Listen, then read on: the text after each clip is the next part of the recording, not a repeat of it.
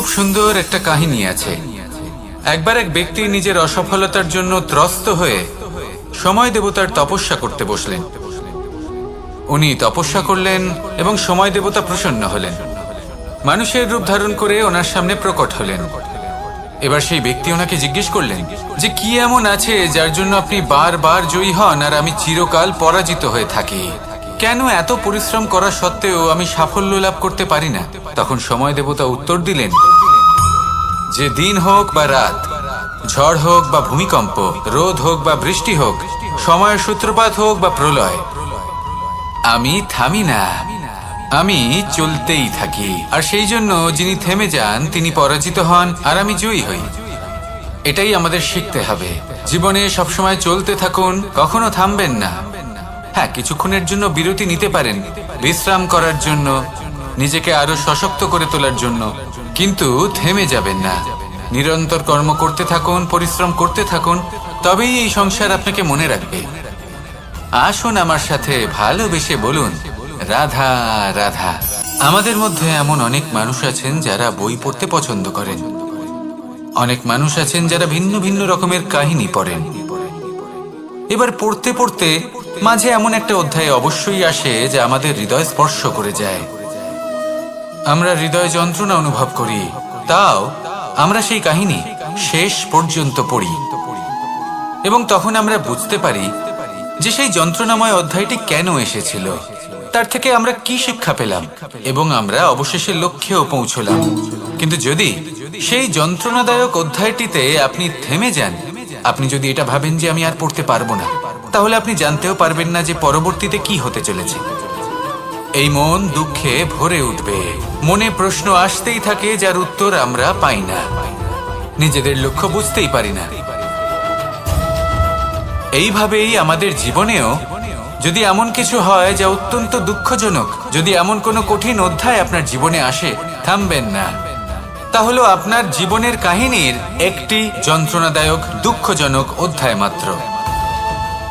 শেষ পর্যন্ত এই কাহিনীতে টিকে থাকুন, কর্ম করতে থাকুন।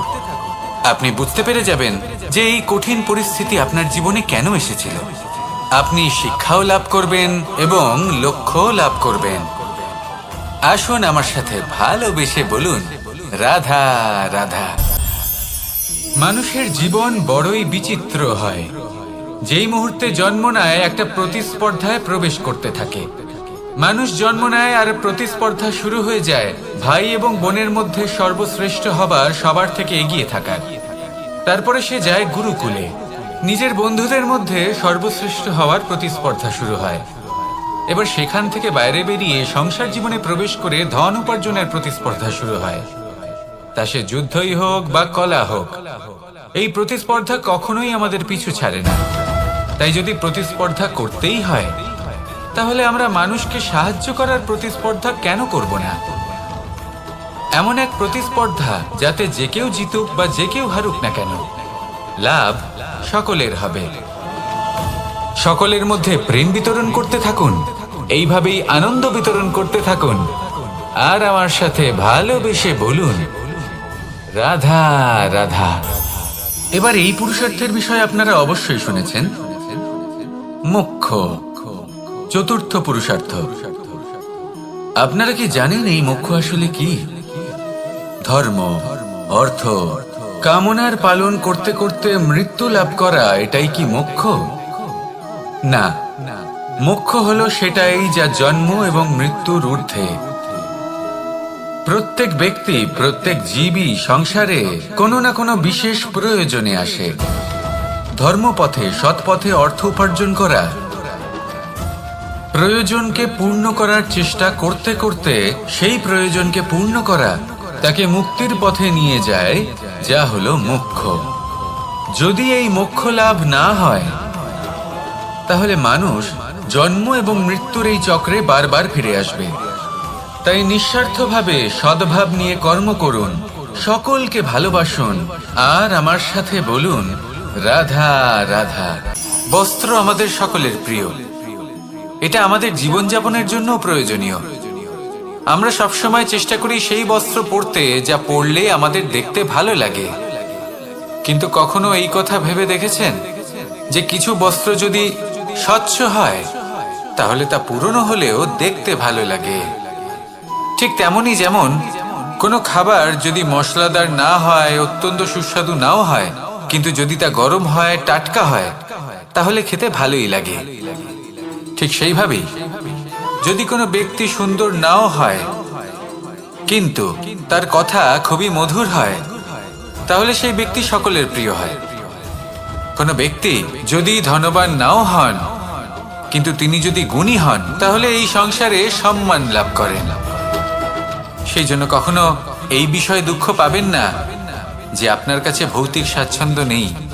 আপনার কাছে সব থেকে বড় বস্তু, সব থেকে মূল্যবান বস্তু যেটা আছে সেটা হলো আপনার আত্মা, আপনার মন, আপনার বিচারধারা, আপনার গুণ, আপনার কথা। এগুলো সবসময় শুভ রাখুন এবং সবসময় নিজের সাথে রাখুন।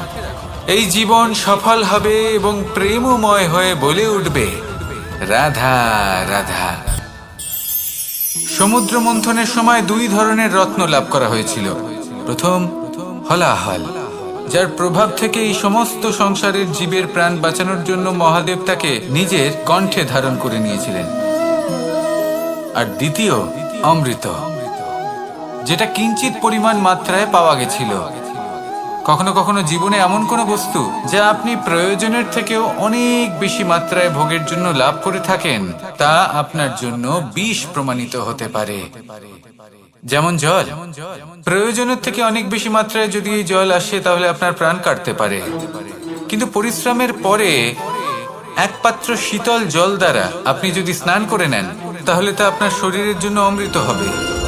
পরিশ্রম করার পরে যদি আপনার শরীর এক পাত্র খাবার লাভ করে তাহলে তা আপনার শরীরের জন্য অমৃত।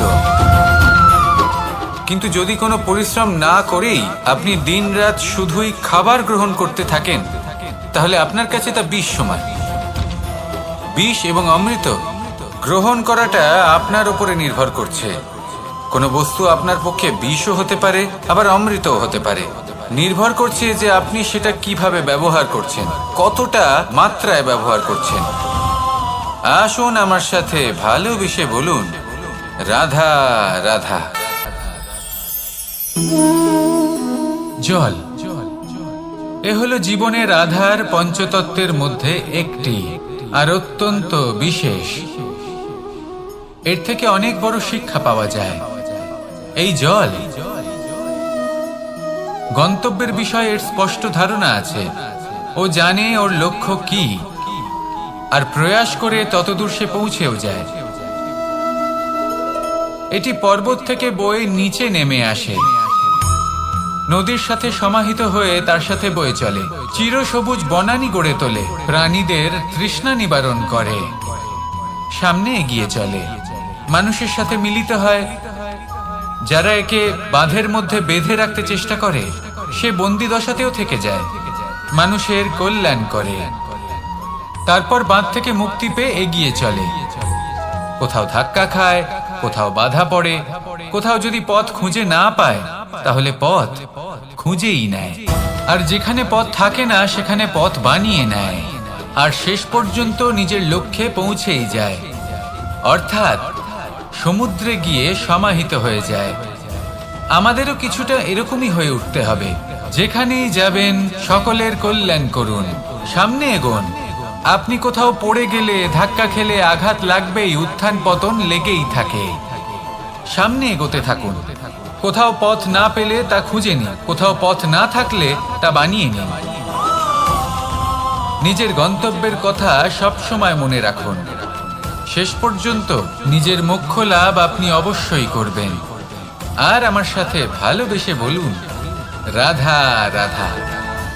অনেক সময় আমাদের মনে এই ভাবনা আসে যে আমাদের নিরীহ স্বভাবের সুযোগ নিয়ে এই সংসারের মানুষ শুধু আমাদের দুঃখই দেয়। কতবার এমন মনে হয় যে আমরা সবাইকে সাহায্য করার জন্য এগিয়ে যাই আর সকলে আমাদেরই দোষ দেয়।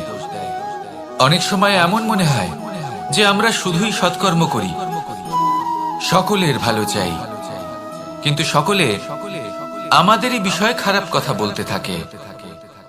দুঃখ হয়, কিন্তু আমাদের আমাদের এটা ভেবে দেখা উচিত যে মানুষ আম গাছের গায়ে পাথর ছোড়ে, শাল গাছের গায়ে পাথর কেন ছোড়ে না? কারণ এই আম গাছে পাওয়া যায় মিষ্টি এবং সুস্বাদু ফল।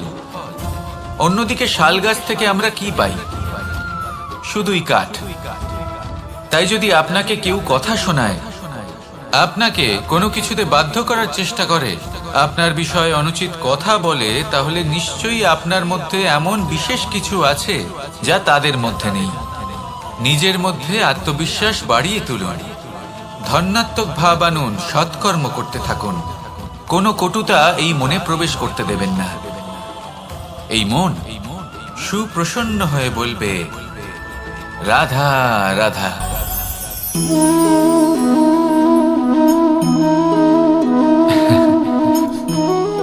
ঘুমের মধ্যে আমরা বিভিন্ন ধরনের স্বপ্ন দেখি, কিছু সুখের, কিছু দুঃখের, কিছু অত্যন্ত ভয়ানক। কিন্তু সত্যি কথা বলতে এর উপর আমাদের কোনো নিয়ন্ত্রণ নেই। কিন্তু আমি এমনও কিছু ব্যক্তিকে দেখেছি যারা খোলা চোখে স্বপ্ন দেখেন এবং তা যাপন করেন। নিজেদের একটা আলাদা স্বপ্নের নগরী আছে ওনাদের, সেখানেই জীবন যাপন করেন। আসল বাস্তবটা কি তাতে ওনাদের কিছুই যায় আসে না। এমন কিছু মানুষ আছেন যাদের কাছে বিন্দুমাত্র জ্ঞান নেই। সে না হয় ঠিক আছে, কিন্তু জ্ঞান এমন ভাবে প্রদান করবেন যে মনে হবে সংসারের সমস্ত জ্ঞান তাদের কাছেই রয়েছে। এমন কিছু মানুষ আছেন যারা ভালোবাসতে জানেন না, আর তাও আমি মেনে নিলাম। কিন্তু কথা এমন ভাবে বলবেন তাতে মনে হবে যেন প্রেমের বিষয়ে সবকিছু শুধুমাত্র ইনিই জানেন। এবার আমি এমন কথা অবশ্যই বলছি না যে আপনি এরকম করেন, কিন্তু যদি কোনো ব্যক্তি এরকম করেন তাহলে তার এটা মাথায় রাখা উচিত যে সেই ব্যক্তি অন্য কারোর সাথে নয়, নিজের সাথে অনুচিত করছেন। কারণ এমন কাজ করে উনি নিজের দোষ, নিজের অপগুণ সংসারের কাছে নয়, নিজের কাছে লুকোচ্ছেন। আপনি যদি নিজেকে বুঝতে না পারেন, সম্পূর্ণরূপে নিজেকে আকলন না করেন, নিজের অপগুণ, নিজের দোষ পূর্ণরূপে না বুঝতে পারেন, তাহলে এটা কি করে বুঝবেন যে নিজেকে কিভাবে শুধরে নিতে হবে?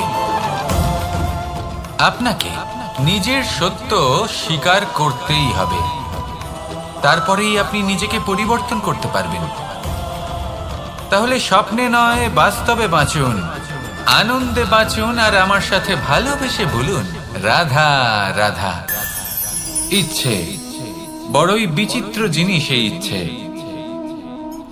যদি তা পূর্ণ না হয় তাহলে তা ক্রোধকে জন্ম দেয়, যদি তা পূর্ণ হয় তাহলে লোভকে জন্ম দেয়, যদি সময়ের মধ্যে পূর্ণ না হয় তাহলে শোককে জন্ম দেয়, আর যদি সময়ের পূর্বেই পূর্ণ হয়ে যায় তাহলে অহংকারকে জন্ম দেয়। সকলের ইচ্ছে থাকে, আপনারও অবশ্যই থাকবে, তা অবশ্যই পূরণ করবেন। কিন্তু একটা কথা মনে রাখবেন, আপনার এই জীবন এটা কোনোভাবেই আপনার ইচ্ছে পূরণ করার মাধ্যম নয়। এ হলো ধৈর্য সাধনের এক মাধ্যম, নিয়ন্ত্রণ করার এক মাধ্যম। নিয়ন্ত্রণ নিজের কামনার ওপর, নিজের ইচ্ছের ওপর, নিজের আবেগের ওপর। কারণ ইচ্ছে এটা হলো সেই অশ্বের মতো যা একবার লাগাম ছাড়া হয়ে গেলে, আপনার হাত থেকে যদি এই লাগাম বেরিয়ে যায় তাহলে তা আপনাকে সোজা বিনাশের পথে নিয়ে যেতে পারে। কিন্তু যদি আপনি একে নিয়ন্ত্রণ করতে পারেন তাহলে এটা আপনাকে সাফল্যের শিখরে অবশ্যই পৌঁছে দিতে পারে। তাহলে ইচ্ছেগুলিকে নিয়ন্ত্রণ করুন আর আমার সাথে ভালোবেসে বলুন, রাধা রাধা। আমরা সকলে শক্তি অনুভব করতে চাই। এবার যদি আপনাকে জিজ্ঞেস করা হয় যে সবথেকে বেশি শক্তির অনুভব কোথা থেকে করা সম্ভব, তখন কেউ কেউ বলবেন পুষ্টিকর আহার গ্রহণ করলে, ব্যায়াম করলে, কেউ বলবেন ধন লাভ করলে, বন্ধুদের থেকে, পরিবারের থেকে, আদি ইত্যাদি। এইভাবে আপনি শক্তির অনুভব অবশ্যই করতে পারেন, কিন্তু সবথেকে বেশি শক্তির অনুভব যদি আপনি করতে চান তাহলে তা পাবেন শুধু একতার দ্বারা, সংগঠনের দ্বারা। যদি আপনাকে উদাহরণ দিই, নিজের এই হাতটাকে দেখুন, 5টা আঙুল রয়েছে। কোনো একটা বস্তুকে নিজের একটা আঙুল দ্বারা তুলে ধরার চেষ্টা করে দেখুন, বড়ই কষ্ট হবে। তখন আপনি বুঝতে পারবেন যখন এই 5টি আঙুল একত্রিত হয় তখন কোনো কাজ কতটা সহজ হতে পারে। এটাই হলো শক্তি একতার। সব থেকে ভালো উদাহরণ যদি আপনাকে দিই তাহলে বাঁশি। এই বাঁশি থেকে অত্যন্ত মধুর সুর নির্গত হয় যা সবার মন প্রসন্ন করে দেয়। এই কথা সত্যি, কিন্তু এই বাঁশি আমি একটা বা দুটো আঙুল দিয়ে বাজাতে পারবো না। আমাকে প্রত্যেকটা আঙুল ব্যবহার করতেই হবে, তবেই এর থেকে মধুর সুর নির্গত হবে যা সকলকে প্রসন্ন করবে, ঠিক কিনা? ঠিক এইভাবেই যদি আপনি চান যে আপনার জীবনরূপী বাঁশি থেকেও মধুর সুর নির্গত হোক বা সবার মনকে প্রসন্ন করে তুলুক, তাহলে আপনাকেও জীবনে একতা নিয়ে আসতেই হবে। আপনি একাও কর্ম করতে পারেন, পথ চলতেও পারেন, সামনেও এগোতে পারেন, সাফল্যও লাভ করতে পারেন। কিন্তু যখন সকলে একসাথে এগোবেন, সেই পথে চলবেন, সেই কর্মই করবেন, তখন লক্ষ্যে অবশ্যই পৌঁছবেন, সাফল্য অবশ্যই লাভ করবেন। কিন্তু সেই সাফল্য এবং তার আনন্দর সংমিশ্রণটাই একটু অন্যরকম হবে। তাই জীবনে ঐক্যবদ্ধ হন, একসাথে মিলে এগোতে থাকুন, আর আমার সাথে ভালোবেসে বলুন রাধা রাধা। আপনি কি ওই মাকড়সার জাল দেখতে পাচ্ছেন? মাকড়সারা ভীষণ পরিশ্রম করে এটা তৈরি করে, নিজের শরীরের রস দিয়ে এই জাল বোনে।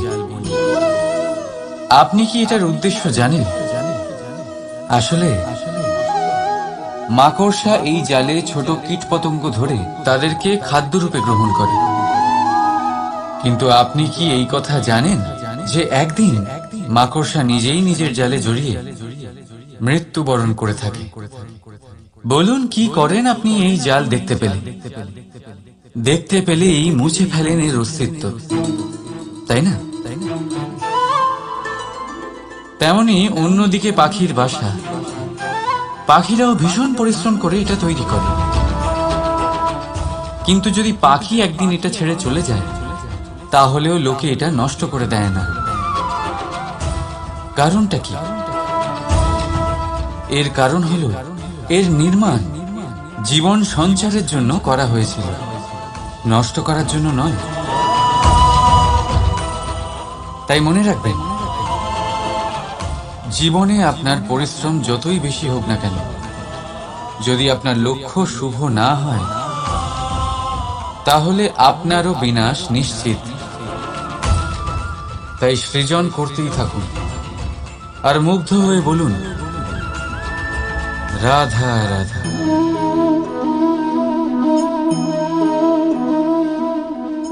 আপনার কি মনে হয় আমি কি করছি? আপনি বলবেন আমি প্রদীপ জ্বালাচ্ছি। সঠিক, কিন্তু প্রশ্ন হচ্ছে যে আমি কি আপনাকে বলেছি যে একে প্রদীপ বলা হয়? না। এই প্রদীপ কি নিজেই নিজের পরিচয় আপনাকে দিয়েছে? না। তাহলে আপনি কি করে জানলেন যে একে প্রদীপ বলা হয়? উত্তর হচ্ছে প্রকাশ, যে স্বয়ং জ্বলে অন্ধকারের মধ্যে সংসারকে পথ দেখায়, সেটাই প্রদীপ। যা নিরাশার মাঝে আশার আলো প্রদর্শন করে, সেটাই প্রদীপ। অপর দিকে আছে সাপ, যাকে না দেখেও তার ফনার আওয়াজ শুনেই লোকে ভয় পেয়ে যায়। তার মানে ব্যক্তির পরিচয় তার কর্মের দ্বারা পাওয়া যায়। তাই আপনার এটা বলার প্রয়োজন নেই যে আপনার পরিচয় কি। এটা আপনার কর্মই নিশ্চিত করবে যে লোকে আপনাকে প্রদীপ ভেবে ভালোবাসবে নাকি সাপ ভেবে ভীত হয়ে থাকবে। রাধা রাধা। সময় কত বিচিত্র হয়। সময় আমাদের পক্ষে থাকলে আমরা নিজেদের রাজা মনে করে নিই, আর সেই সময় যদি বিপক্ষে চলে যায় তাহলে নিঃস্ব হতে সময় লাগে না। তাই মানুষের একটা অভ্যেস আছে, খারাপ সময়ের জন্য কিছু সঞ্চয় করা। আত্মীয়, বন্ধু খারাপ সময় পাশ থেকে সরে যায়। যশ, মান প্রতিকূল সময় চিরস্থায়ী হয় না। তাই তাই মানুষ মনে করে অর্থ সঞ্চয় করাই শ্রেয়। অর্থের কোনো হৃদয় নেই যা সময়ের সাথে পরিবর্তিত হবে। সংসার বলে সর্বদা অর্থ সঞ্চয় করতে থাকুন। খারাপ সময়ে অবশ্যই কাজে লাগবে, কিন্তু আমি বলবো শুভ কর্ম করতে থাকুন, আনন্দে থাকুন, নিজের ওপর আর ঈশ্বরের ওপরে বিশ্বাস রাখুন। খারাপ সময় কখনো আসবেই না। রাধা রাধা।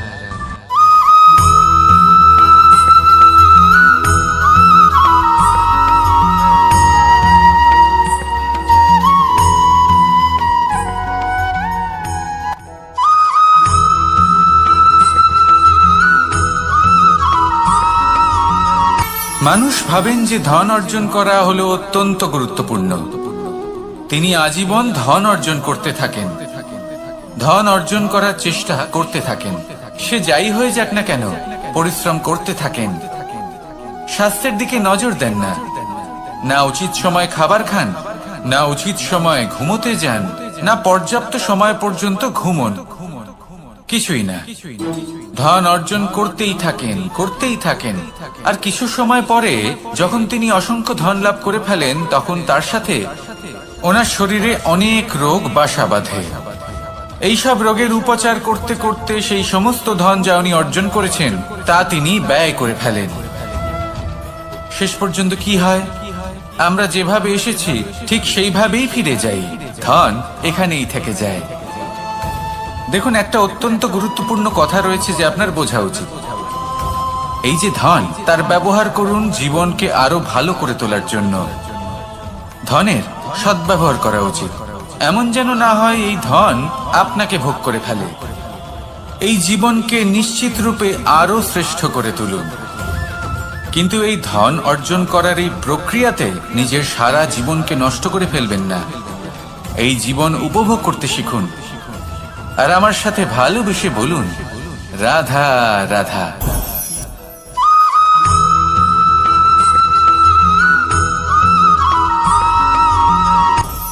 আপনি কখনো পর্বতের শিখরে উঠেছেন? আপনি দেখতে পাবেন পর্বতের পদতলে প্রচুর সুন্দর ফুল রয়েছে, সবুজ বনানী রয়েছে। যত আপনি উপরে উঠতে থাকবেন তত ফুল কমতে থাকবে, সবুজ বনানী কমতে থাকবে। আরো কিছুটা উপরে উঠলে কাঁটা জাতীয় গাছ দেখতে পাবেন, শুকনো গাছ দেখতে পাবেন। আরো যদি উপরে ওঠেন তাহলে পাষাণ দেখতে পাবেন। আরো উপরে উঠলে হিমখণ্ড দেখতে পাবেন। এই যে পর্বত, তা মনুষ্য জীবনের সব থেকে উত্তম উদাহরণ। মানুষ যখন সাফল্যের শিখরে পৌঁছতে চান, মহানুভবতার শিখরে পৌঁছতে চান, পথে যত আস্তে আস্তে উপরে উঠতে থাকেন ততই ভৌতিক বস্তু তার থেকে বিচ্ছিন্ন হতে থাকে। যদি তিনি সেই ভৌতিক বস্তুগুলি ত্যাগ না করতে পারেন তাহলে কখনোই সেই স্থানে পৌঁছতে পারবেন না। আর মানুষ যদি উচিত ত্যাগ করতে পারেন, পথে অগ্রসর হতে থাকেন, এগোতে থাকেন, তাহলে একদিন না একদিন তিনি মহানুভবতার, জ্ঞানের, সাফল্যের হিমের স্বাদ অবশ্যই লাভ করবেন। মনে রাখবেন, মানব জীবনে ত্যাগ হলো অত্যন্ত গুরুত্বপূর্ণ অংশ। আসুন আমার সাথে ভালোবেসে বলুন রাধা রাধা।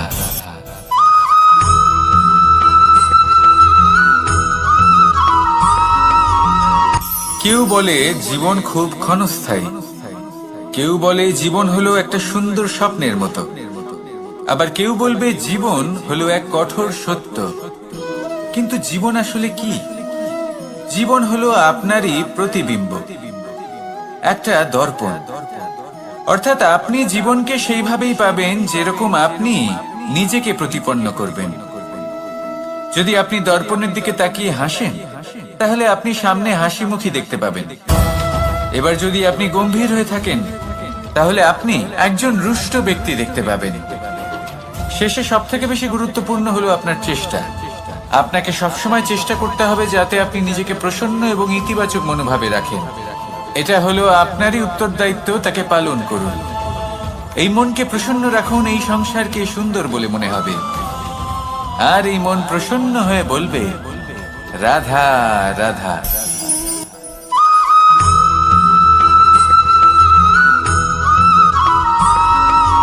আমাদের শরীর প্রকৃতির সর্বশ্রেষ্ঠ রচনা। যে অঙ্গ প্রত্যঙ্গ আমরা লাভ করেছি প্রত্যেকটির মধ্যে একটি নিজস্ব বার্তা রয়েছে। একটু ভেবে দেখুন, দুটি চোখ দিয়েছে দেখার জন্য, দুটি কান দিয়েছে শোনার জন্য, নাসিকাও আছে দুটি, দুটি হাত দিয়েছে দ্বিগুণ পরিশ্রম করার জন্য। কিন্তু জীব শুধুমাত্র একটি। তার উপরেও তীক্ষ্ণ বলিষ্ঠ দাঁত দিয়েছে তার রক্ষার জন্য। কখনো ভেবে দেখেছেন কেন?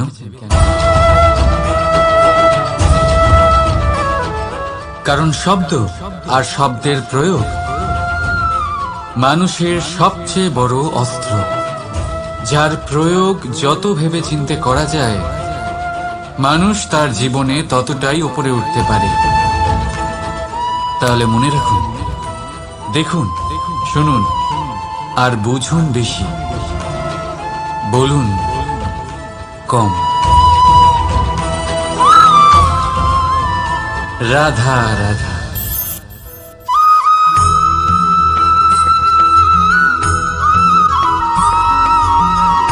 জীবন কিসের উপর নির্ভরশীল?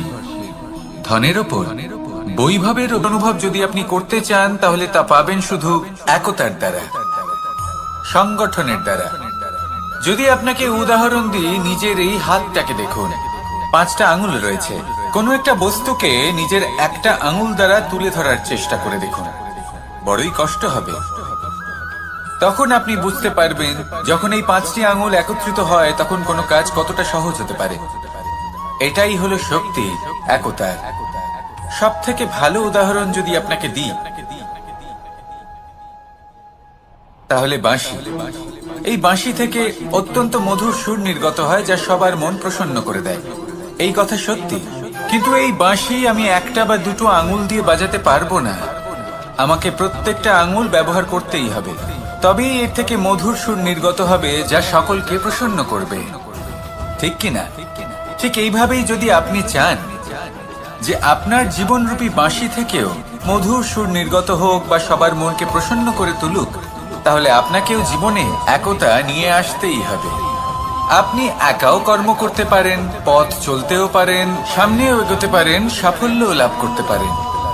কিন্তু যখন সকলে একসাথে এগোবেন, সেই পথে চলবেন, সেই কর্মই করবেন, তখন লক্ষ্যে অবশ্যই পৌঁছবেন, সাফল্য অবশ্যই লাভ করবেন। কিন্তু সেই সাফল্য এবং তার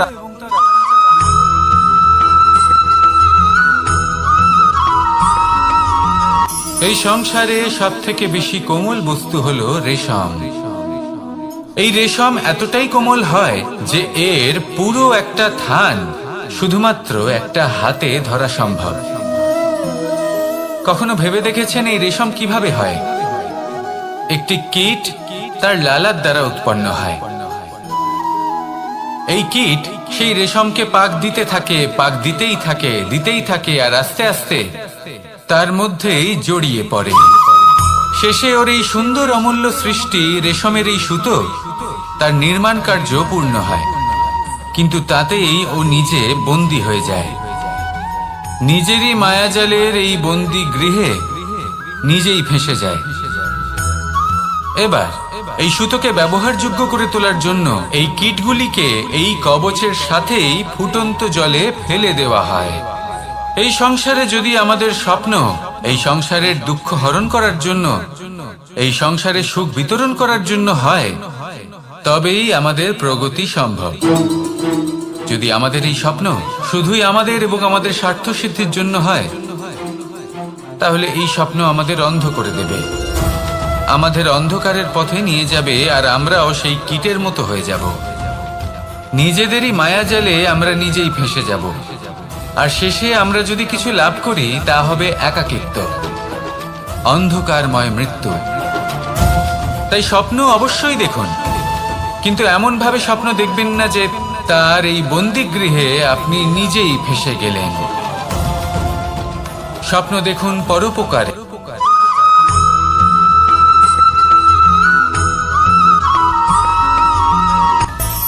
মানুষের মধ্যে একটা বিচিত্র প্রবৃত্তি থাকে। অন্য সকলের বিষয়ে, তাদের জীবনের বিষয়ে, তাদের ব্যক্তিত্বের বিষয়ে, তাদের ভবিষ্যতের বিষয়ে অনুমান করা, এটা হলো অনুচিত। কারোর অতীতকালকে দেখে লোকে ভবিষ্যৎ বলে দিতে পারেন, বর্তমানকে দেখে ভবিষ্যতের বিষয়ে অনুমান করে ফেলেন। উদাহরণ দিতে হলে বলবো, কোনো দাসকে দেখুন, ওকে দেখে লোকে বলে যে ওর ভবিষ্যৎ সেটাই হতে পারে, অনুমান করে ফেলেন। আর এই রাজাকে দেখুন, উনি তো কত সুখী হবেন, উনি তো জগতের সব থেকে অধিক সুখী মানুষ, কত সুখ সুবিধা আছে ওনার কাছে, ধারণা করে ফেলেন। তবে সত্য তো এটাই যে কারোর ব্যক্তিত্বের বিষয়ে, তাদের ভবিষ্যতের বিষয়ে আপনি পূর্ণ সত্য কখনোই বলতে পারবেন না, শুধু অনুমান করতে পারবেন। আর এই অনুমান করে সত্যি কোনো লাভ হয় না, কারণ এই কাল সেটা হলো অত্যন্ত শক্তিশালী। কালো থেকে কালোতর কয়লাকেও হিরেতে পরিণত করতে পারে, অনেক বড় বড় রাজাকেও বিদূষক বানিয়ে ফেলতে পারে এক মুহূর্তেই। তাহলে আপনি অনুমান করে কি লাভ? কি পেলেন অনুমান করে?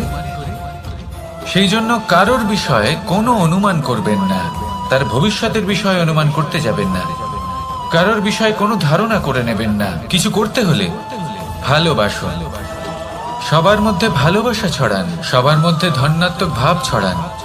এই মন প্রসন্ন হয়ে বলবে, রাধা রাধা।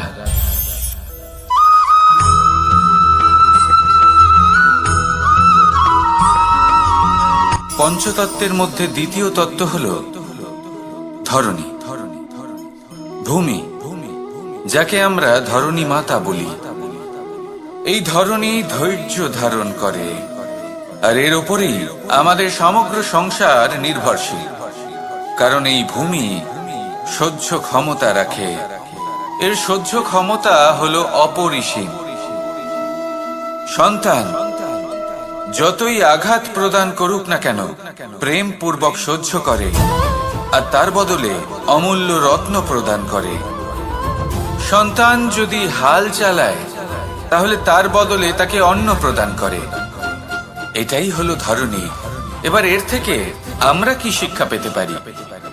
এটাই যে কারোর জন্য কিছু করা বা কাউকে কিছু দেওয়া মনে কোনো কামনা ছাড়াই।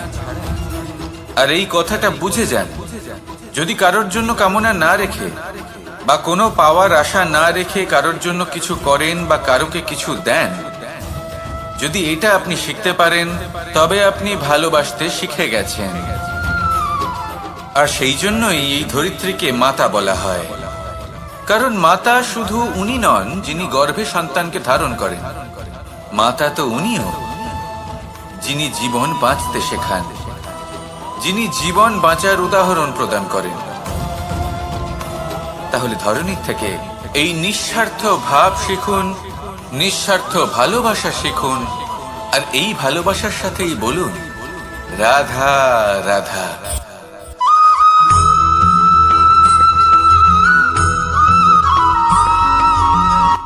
সংসারে আমাদের জীবনে যখন কোনো সুখ বা দুঃখ আসে, তার জন্য আমরা কাউকে না কাউকে অবশ্যই দায়ী করে থাকি, তাই না? এই ব্যক্তি আমাদের সাথে এরকম কাজ করেছেন, তাই আমার সাথে এমন হলো। ওই ব্যক্তি যদি এমনটা না করতেন, তাহলে আজ আমি ওই স্থানে পৌঁছতে পারতাম। সবই আপনার দৃষ্টিভঙ্গির ওপর নির্ভরশীল। আর যদি আপনার দৃষ্টিভঙ্গি এমন হয়, তাহলে তা অনুচিত। সত্যি কথা বলতে, এই সংসারে ভিন্ন ভিন্ন ধরনের মানুষ আছে। এটা আপনার উপর নির্ভর করছে কিভাবে তাদের স্বাগত জানাবেন।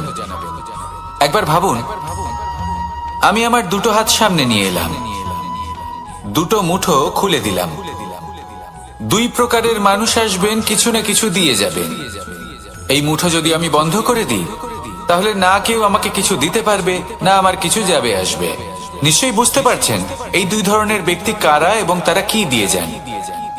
আমি যদি নিজের মুঠো খুলে দিই, তাহলে কিছু ভালো মানুষ আসবেন, আমাকে আনন্দ, সন্তুষ্টি, জ্ঞান প্রদান করে যাবেন, ভালো অভিজ্ঞতা দিয়ে যাবেন। কোনো খারাপ ব্যক্তি যদি আসেন, তাহলে তিনিও খারাপ অভিজ্ঞতা দেবেন, যার থেকে আমি শিক্ষা লাভ করব। এই সব কিছু আমি লাভ করতে পারি। মুঠো যদি বন্ধ করে রাখি, তাহলে আমি কিছুই পাবো না। দেখুন, এই সংসারে প্রত্যেকের জীবনে এরকম। প্রত্যেকের জীবনে সবকিছুই আছে, ভালো খারাপ দুই মানুষই আছে, ভালো অভিজ্ঞতা আছে, খারাপ অভিজ্ঞতা আছে। নির্ভর করছে আপনার উপর যে আপনি কি করবেন। এনাদের স্বাগত কিভাবে জানাবেন, কার থেকে কি বুঝবেন, কি শিখতে পারবেন, আর কোন দৃষ্টিভঙ্গি নিয়ে অগ্রসর হবেন, এটাই নির্ধারণ করবে যে আপনার জীবন কেমন হবে। আসুন আমার সাথে ভালোবেসে বলুন, রাধা রাধা।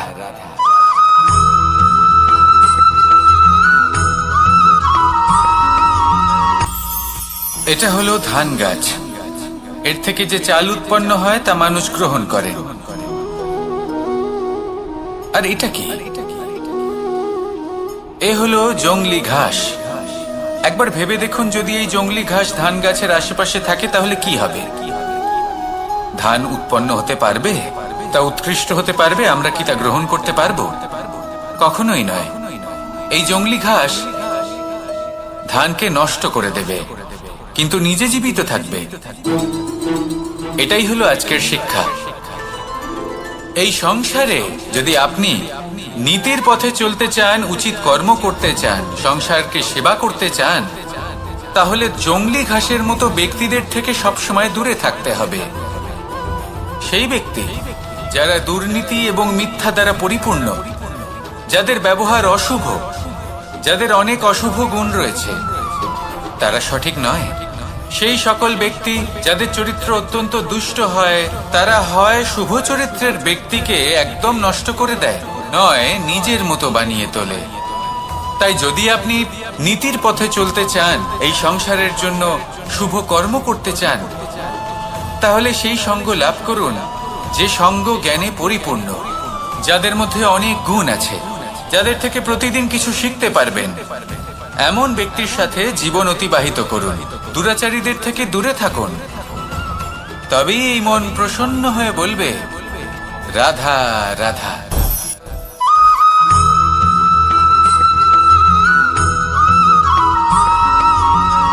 মানুষের মানসিকতা এমন হয় যে সে যতটা করে আশা করে যে তার থেকে অনেক বেশি তার বদলে সে পাবে। দেখুন, সবকিছুই আপনার ভাবনা চিন্তার উপর নির্ভর করছে। আপনি যদি ফলের বিষয়ে ভেবে কর্ম করতে থাকেন তাহলে সেটা অনুচিত। জীবনের আসল আনন্দ হলো নিজের কর্ম করতে থাকা, ফলের চিন্তা করা উচিত নয়। যদি আপনি এরকম ভাবেন যে আমি এতটা করছি, আমার এতটা পাওয়া উচিত, সেই ভাবনা অনুচিত। যদি আপনি সেবার মানসিকতা নিয়ে কর্ম করতে থাকেন, কর্মচক্রে প্রবাহিত হন, যদি আপনি এমন ভাবনা রাখেন যে আমি এতটা পাচ্ছি তাই এর থেকে অনেক বেশি আমি কর্ম করব, তাহলে নিশ্চিত রূপে আপনি যতটা করছেন তার থেকে অনেক বেশি আপনি পাবেন। আপনার আশার থেকে অনেক বেশি আপনি পাবেন। শুধু জীবনে অনেক বেশি কাজ করতে থাকুন, ফলের চিন্তা করবেন না। আর মনে রাখবেন, এই ভাবনাই সব থেকে বড় বীজ। কর্মের উপর বিশ্বাস রাখুন। জীবনে যা যা আপনি চান সবই সুখময় হবে। আসুন আর আমার সাথে ভালোবেসে বলুন, রাধা রাধা।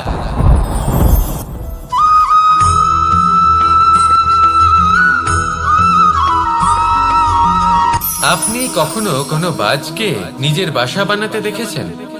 এই বাজ যখনই কোনো বাসা বানায় তখন উঁচু গাছের ডালে বা কোনো পর্বতের শিখরে বাসা বানায়, অনেক উচ্চতায়।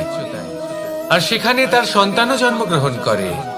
যখন এই সন্তানেরা জন্মায় তখন এই বাজ খুবই ভালোবেসে এবং খুব সাবধানে এদের পালন পোষণ করে। নিজের ঠোঁট দিয়ে তাদের ঠোঁটে খাবার পরিবেশন করে। কিন্তু যেই সেই সন্তানেরা হৃষ্টপুষ্ট হয়ে যায় এবং সেই কথা বাজ নিজে বুঝতে পেরে যায়, সেই বাজ নিজেই সেই বাসা ছিন্ন ভিন্ন করে দেয়। সেই সন্তান যাদের সবেমাত্র ডানা গজিয়েছে, কিভাবে উড়তে হয় তারা জানে না, সেই সন্তানগুলিকে উচ্চতা থেকে ঠেলে দেয়। সেই সন্তান প্রথমে ভয়ভীত হয়ে যায়। তারা সামনে মৃত্যুকে দেখতে পেয়ে ভয়ের কারণে তাদের ডানা ঝাপটাতে থাকে। আর সেই প্রক্রিয়াতেই সেই সন্তানগুলি উড়তে শুরু করে দেয়। এবার এই ঘটনায় আমরা কি শিক্ষা পেতে পারি? এটাই, যদি আপনি মাতা পিতা হন তাহলে নিজের সন্তানকে অবশ্যই স্নেহ করুন, কিন্তু তাদেরকে নিজের আঁচলের তলায় বেঁধে রাখবেন না। যদি আপনি চান আপনার সন্তান জীবনে উন্নতি করুক, তাহলে নিজের মুঠো থেকে তাদের স্বতন্ত্র করে দিন। এই সংসারে সংঘর্ষ করতে দিন। সেই সন্তান নিজেই বুঝতে পারবে যে জন্মের সময় পাওয়া ডানা কি করে ব্যবহার করতে হয়। আর আপনার চোখের সামনে আপনার সন্তান এই আকাশে উড়তে থাকবে। তাহলে আসুন আমার সাথে ভালোবেসে বলুন, রাধা রাধা।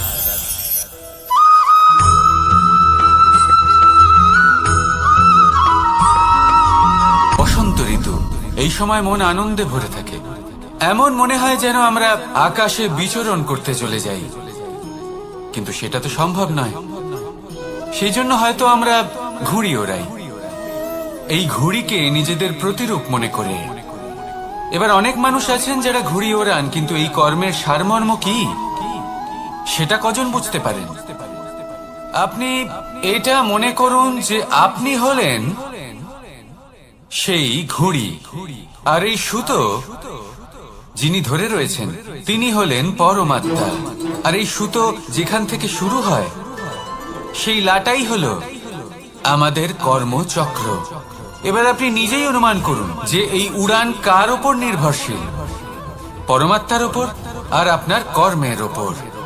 যদি পরমাত্মা আপনার হাত ধরে থাকেন, আপনার সাথে থাকেন, যদি আপনি শুভ কর্ম করতে থাকেন, আপনি এই আকাশে উড়তে থাকবেন। কিন্তু কোথাও কোথাও যদি পরমাত্মার সাথে এই বন্ধন ছিন্ন হয়, আপনার কর্মচক্র খারাপ হয়ে যায় বা থেমে যায়, তাহলে আপনার এই ঘুড়ি কেটে যাবে আর দূরে কোনো গাছের ডালে গিয়ে আটকে যাবে।